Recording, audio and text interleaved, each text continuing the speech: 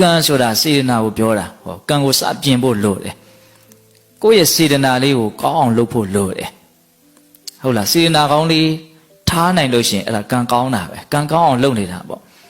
အဲ့တော့ကံကောင်းအောင်လုပ်တဲ့နည်းတွေထဲမှာအထွတ်အထိပ်အမြင့်မားဆုံးနည်းနှစ်နည်းဘုံပြောရမယ်ဟုတ်လားအဲ့ဒီနှစ်နည်းကဘာလို့ဆိုတော့ဗုဒ္ဓနုတ္တိနဲ့မေတ္တာတရားဗုဒ္ဓနုတ္တိဆိုတာကမြတ်စွာဘုရားရဲ့ဂုဏ်အရည်အသွေးမြတ်စွာဘုရားရဲ့အလွန်မြင့်မြတ်ဖြူစင်တဲ့အကြောင်းအရာတွေကိုစဉ်းစားဆင်ခြင်တာဣတိပိသောဘဂဝါအရဟံသမ္မာသမ္ဗုဒ္ဓောရရနော်ဝိဇာစရဏတမ္မနောသူကတော်လောကဝိတုနှုတ်တော်ပုရိသဓမ္မတရတိတတ္ထဒေဝမနုဿာနံဗုဒ္ဓောဘဂဝါမြတ်စွာဘုရားရဲ့ပြည့်စုံတော်မူထားတဲ့ဂုဏ်အရည်အသွေးကြီး9မျိုးနော်အဲ့ဒီတကနံပါတ်1ဂုဏ်အရည်အသွေးကဘာတော့အရဟံအဲ့ဒီအရဟံဂုဏ်တကုံလောက်ကိုကျွမ်းကျင်ကျင်နားလည်အောင်လုပ်ပြီးတော့စိတ်ထဲမှာခဏခဏဖြစ်အောင်စဉ်းစားဆင်ခြင်နေမယ်ဆိုရင်အဲ့ဒါဗုဒ္ဓနုတ္တိပွားနေတာအဲ့ဒါကံကောင်းအောင်အကောင်းဆုံးလုပ်နေတယ်အဲ့တော့အရဟံဂုဏ်ဆိုတာဘာတော့အရဟံဂုဏ်ဆိုတာမြတ်စွာဘုရားရဲ့တန်တံမှာပူပန်စေတဲ့ဆင်းရဲစေတဲ့ကိလေသာတရားတွေလုံးဝကင်းကွာနေတဲ့အနေအထားကိုအရဟံလို့ပြောတာဟုတ်လားကိလေသာအပူကင်း၍ငြိမ်းအေးသောစိတ်နှလုံးရှိတော်မူသောမြတ်စွာဘုရားမြတ်စွာဘုရားရဲ့ဂုဏ်ရည်သွေးနော်မြတ်စွာဘုရားရဲ့စိတ်နှလုံးဟာလူချင်းမမောမှုဘလောက်လူချင်းစရာကောင်းတာနဲ့တွေ့လို့မှလူချင်းတယ်ဆိုတာမရှိဘူးဘလောက်မကျင်တဲ့စရာကောင်းတာနဲ့တွေ့လို့မှစိတ်တူတယ်ဆိုတာမရှိဘူးနော်စိတ်ကိုပူပန်အောင်ရွှတ်မြိုက်မဲ့စိတ်ကိုဆင်းရဲအောင်နှိပ်စက်မဲ့နော်ကိလေသာတရားတွေလုံးဝကင်းကွာနေတဲ့တွေ့ရမြတ်စွာဘုရားစိတ်နှလုံးကပဂတိအေးချမ်းတော်မူတယ်ငြိမ်းအေးတော်မူတယ်အဲ့ဒါလေးကိုဘုံဘုံတို့ကကြိမ်ဖန်များစွာနော်နှုတ်နဲ့အရင်ရွတ်ဆိုပြီးတော့လေ့ကျင့်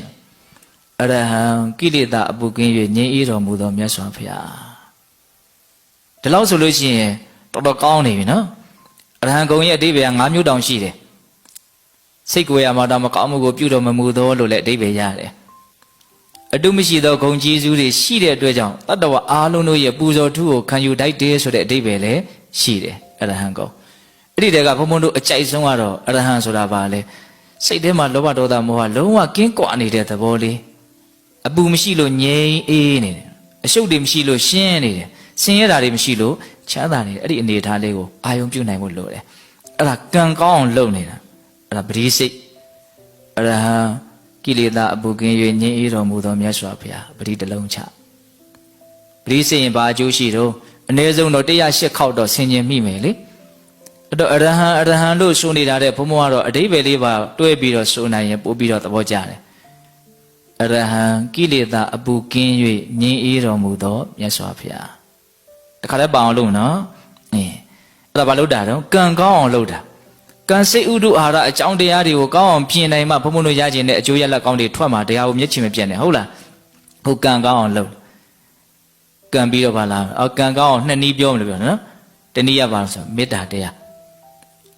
ကိုယ်စေတနာလေးတွေဖြူစင်တန်ရှင်းနေအောင်ကိုယ်ကံတွေမြင့်နေအောင်ကံတွေအစဉ်အတန်းရှိအောင်မေတ္တာထားရမယ်တတ်တော်အားလုံးရဲ့ပုံမှာချမ်းသာစေခြင်းနဲ့ကောင်းစေခြင်းနဲ့စိတ်ကလေးကိုမေတ္တာလို့ခေါ်တာနော်မေတ္တာကို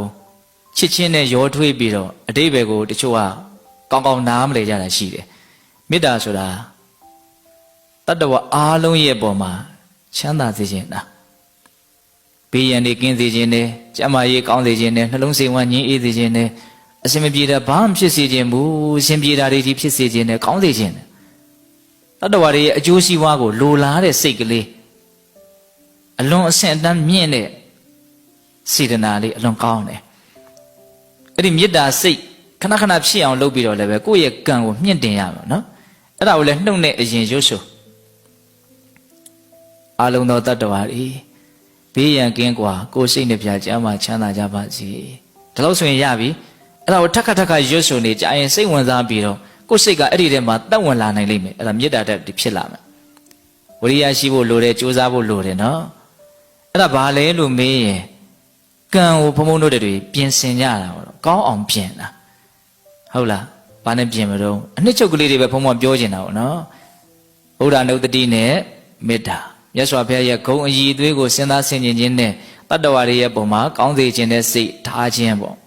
ဟုတ်လားဒါဆိုရင်ကံကောင်းမယ်